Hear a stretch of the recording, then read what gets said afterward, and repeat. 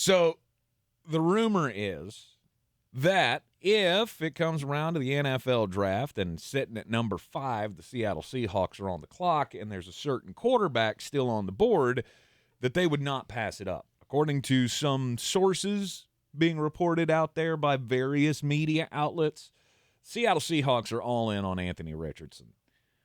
Apparently, they went down to the pro day yesterday. They were watching him, to go through his workout. And John Schneider, the GM of the Seattle Seahawks, apparently sat down for a, quote, extensive amount of time with Anthony Richardson's agent. And also Pete Carroll, head coach of the Seahawks, had a private meeting with Billy Napier, the head coach of the Florida Gators, apparently to do all of the digging on Anthony Richardson. They're apparently in love with his physical abilities. They don't care that he is not the most refined quarterback prospect in the draft.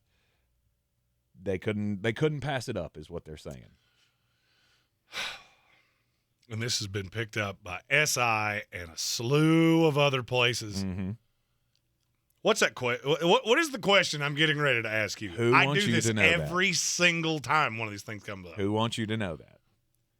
When you hear it's lying season, all right? We are basking in 28 days of lying season. It started in earnest yesterday, and it will run all the way through April 27th in the first round of the NFL draft. I want you to just walk me through this. We all have sources. Anybody that does this, you got a guy, maybe it's somebody that works in the front office. Maybe it's somebody that cleans the floors. I don't know who other people's sources are. I know who mine are. I hear a lot of things. Many of them are off the record, which is basically a nice way of saying, if you run with this on your show, you now have one less source than you had before. Correct? I mean, you're the radio guy. Am I wrong in what I just said? Sure. That's how I've always treated it. Yeah.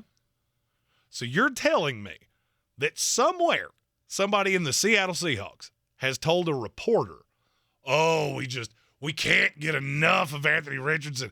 And they go to the pro day that, Do you know how many quarterbacks John Schneider has drafted as the GM of the Seattle Seahawks the entire time he's been there? 3. It's 2 in 13 years. Russell Wilson was 1. I was going to say, when you got Russell Wilson, you don't need to look for another quarterback. Well, he didn't have Russell for 2 of those years. He took Russell in the 3rd, and he took Alex McGough out of Florida International in the 7th round. So let me see if I get this straight. A team that has never prioritized taking quarterbacks this high. Never. Mm-hmm. Do you know who the last first-round quarterback of the Seattle Seahawks was?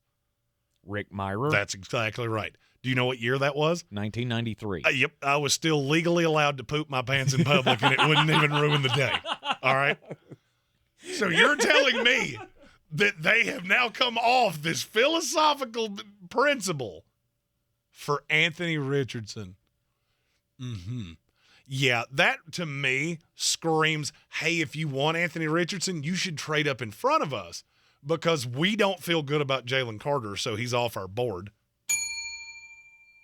And we really want Will Anderson. Or we're not, willing to take him at 5. We'd be willing to take him later. I mean, yeah, if he falls to 20. Then, yeah, and all of a sudden, red flags, who cares? Is this the scream to the Tennessee Titans? I mean, this is the scream. That got hot quick, and then all of a sudden it just went away. This is the scream to every team in the NFL. If the first 4 picks in this draft are going to be quarterbacks, and there's almost nothing that's going to stop it. Mm-hmm. I feel like the Indianapolis Colts have been doing this for weeks. For weeks of, we feel great about Anthony Richardson. If you want him, you have to get up here in front of us. And that's weird. If they were in love with a guy, you think that probably wouldn't leak out of the building, right? I mean, it's in theory. Maybe. This is kind of like people that commit crimes. All right? Nobody just walks up to you and goes, hey, you know what I'm going to do tomorrow? I'm going to knock off the bank. No, they just do it. If they're really serious, they just do it. Carolina, they've said nothing. They traded up to 1. That's where we're going. Houston Texans, they've said nothing. But you know what we all know universally? They're taking Bryce Young. If C.J. Stroud's not the pick at 1, C.J. Stroud's the pick at 2. Mm-hmm. That's your 1 and 2. The Colts have made it absolutely known to anybody that will talk to them. Oh, yeah, we love Anthony Richardson. Oh, just a great player. That screams to me you really, really, really, really, really, really want somebody to jump up in front of you, take him at 3. So then you could – Will Levis was the only one left. Right. Meanwhile, in their draft room, everybody goes, woohoo! Yeah. He was the number 1 on our board the whole time. We got the guy we wanted the whole time. You'll hear that immediately. And it may be true because that was the first quarterback that we heard they were in love with. It's the only quarterback I've definitively heard they're in love with. Mm-hmm. It's so easy to cut through that it's pathetic, and people fall for this every single year. So this got me down a rabbit hole. Over the last 20-plus years, which even goes back to before I started doing this, we've had a few classes that had a handful of quarterbacks. Mm-hmm. There's a big common theme with virtually every one of them. And after the break, I'll tell you what that is. You're in the Sportsocracy, and this is ESPN Asheville. Everyone's heard about the housing market in this.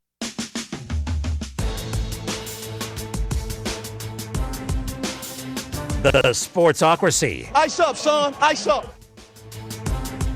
It is the Sportsocracy, and this is ESPN Asheville on a Threadbare Friday. Welcome in to the program. We're talking about quarterbacks here before we get to Jeremy's theory on the quarterback draft classes. We did have interesting responses to the athlete that you would like to see playing a different sport than his actual sport. We had the Greek Freak in swimming. Apparently his shoulders are amazing. And so that was a suggestion. Dennis Rodman in the NHL. That could have been interesting. That one could have been very interesting. You want a you got a topic you want to throw out there for us? We'll get to it here on this Friday afternoon. Throw it in the YouTube comments. And this is a perfect time for me to say, the Foot Locker Celebrity Slam Dunk Contest needs to come back, because that is my answer every time these things come up. Because I immediately go, Herman Moore in the NBA. Because he was a dog when it came to dunking a basketball. I don't know if he could do anything else. Mm-hmm. His range may have been 4 feet, but he could dunk. And he did it a lot. All right, so Jeremy, what is your theory here on these multiple quarterback classes? So this is not the first time that I've seen a class where you were going to have 4 guys at quarterback go in the first round. Mm-hmm. You know what else has been a common theme of all that? What's that? I've hated one of them every single year. And there's another layer of that. I've been right every single time. This goes back to 2004. Eli Manning, Phillip Rivers, Ben Roethlisberger, J.P. Lossman. Ooh. Awful. Genuinely, dreadfully bad. Mm-hmm. Didn't happen again for 7 years. 2011. And I'm going to be honest with you, I didn't like any of these guys, and I'm not sure I was wrong on that either. Cam Newton, Jake Locker, Blaine Gabbert, Christian Ponder. Starting to see a trend.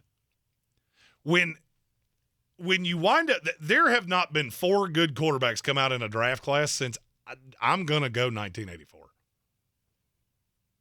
Or 83. I think it was actually 83. With Marino, Jim Kelly, Ken O'Brien, John Elway. Okay. At all or in the first round? The chances of you hitting 4 in the same draft are rare. But, I mean, look, the days of you finding Tom Brady, that's done. But what about Brock Purdy? What about him? What about him? We prop up quarterbacks to such a point that if they have a living, breathing potential of being a starter in this league, you're going to see them going around 1. There's every once in a while a flyer that can start in the league. They're not a high-level starter. Mm-hmm. But by the time you get to 4, you're seeing what you want to see. And in this class, it's Bryce Young, C.J. Stroud, 1-2 on every board of every person I've talked to. Yes. Nobody has Levis or Anthony Richardson in one of those top 2 spots. Of everyone I have talked to, there's only a couple that have Anthony Richardson ahead of Will Levis. And it's all because they just hate Levis. Mm-hmm. Fumbles too much, but pocket awareness, the things they don't like. Or are enamored by the physical tools. Nope. Not. Look, you understand, I talk to scouts. I don't talk to dum-dums. All right? There's a reason that my circle is my circle. If if being 6'4" and fast was the only thing you needed to be an NFL quarterback, it'd be a hell of a lot easier to find one. Name me the comp on Anthony Richardson. I would say probably Lamar. Who is, 40 pounds lighter than him, 3 inches shorter, and is astronomically more accurate. Think about what I just said.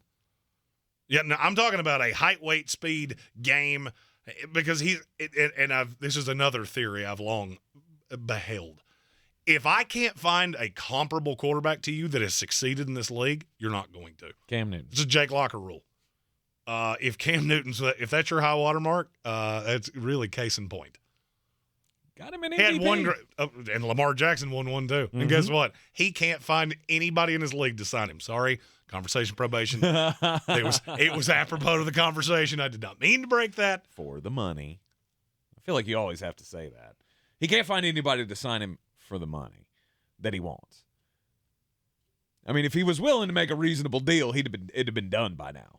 Not from what I've been told. Really? No. The fully guaranteed conversation probation. You're leading me down a path here. I'm sorry. But I mean, this is just it's not that hard to figure out. The fourth quarterback in every one of these classes are, if you go from 04 to now, are J.P. Lossman, Christian Ponder, Brandon Whedon, Josh Rosen, Jordan Love. You know what every one of them had in common? They had a physical trait that you could lock onto and go, oh, yeah, he can be a quarterback in this league. Meanwhile, you stuck your fingers in your ears and ignored everything else you saw. That's what you're doing with Anthony Richardson, too.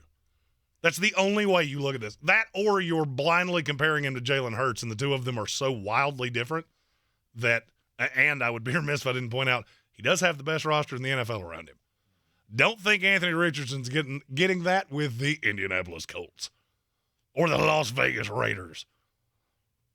One of these quarterbacks is going to fall, and I kind of think it's Anthony Richardson. Okay. Usually it's whichever one that things get the loudest on. I mean, you remember when Josh Rosen was going to go number 1? Oh, yeah. And do you remember who told you that's not happening? Yeah, that's not happening because I've yet to talk to a team that even likes him. And that wound up being Baker Mayfield. And I'm sure somebody will say, well, 2 of those classes, all the quarterbacks were bust. I'm not saying that's not possible. I don't think it's going to happen here.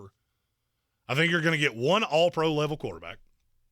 It's one of the two that go 1-2. The other's going to be a very good to very, very good starter.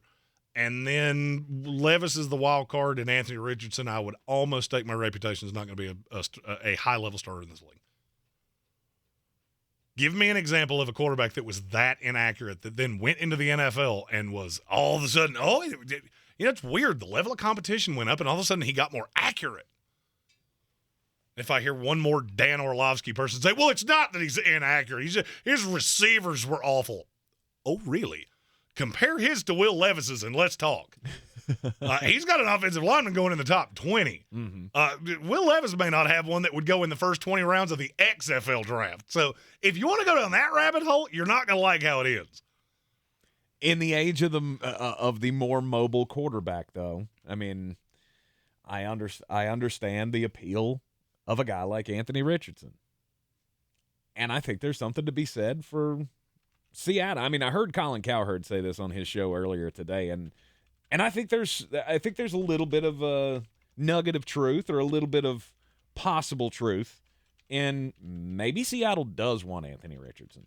And maybe Pete Carroll's looking at this as like this will be my last chance to try to get one. No, we haven't had one high in the draft before, but ever.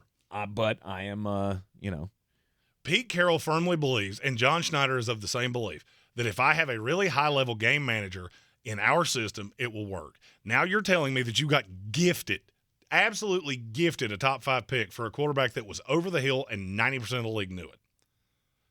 And now you're telling me you're going to use that on a quarterback that is Anthony Richardson is the $100 scratcher you buy at the gas station. Like, I've got one U.S. $100 bill, and I'm putting it all on that. And I'm going to hope it gives me $10 million. But can I not run sort of the same kind of a scheme with Lamar Jackson and Jalen Hurts of a run-heavy offense multiple kind of looks, Both of RPO those- kind of scheme. Both of those quarterbacks were 8 percentage points more accurate than Anthony Richardson was for any 4-game stretch of his career. I get it, but maybe Seattle says we can take this guy, we can put him behind Geno, and Geno's not a long-term solution. No, you know who's a long-term solution in Seattle? Hendon Hooker, and it makes a lot more sense. Okay. Makes a lot more sense. Fits the scheme better. This is one of those times.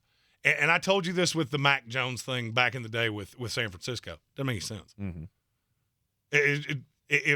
If that math don't math, it's real easy for me to go, this is total nonsense. You're blowing smoke to get somebody to do something. And that's what this strikes me as, is that Seattle has one premier player on the board. I firmly believe it's Will Anderson. They know the only way that he falls to them is if 4 quarterbacks go in the first 4 picks. Cool. I got to find some way for you to do something you don't want to do, and the way for me to do that is to make you think I'm going to take Anthony Richardson. Yep. So you can get the Indianapolis Colts or the Las Vegas Raiders or whoever. We don't want the Colts to move. You want somebody to move up to 3 with Arizona because that's the wild card. Now, my question is, what team is going to do that? And there's the one that shall not be named if you're just really desperate for a quarterback. Right. And Tennessee. Those are the 2 that I look at and go, you could make a movement. I don't really understand why you would do it. But if I'm Seattle and I've got one premier player on the board, then it's Will Anderson or I trade out. Okay. All right. And if there's not a quarterback there, what am I trading out for?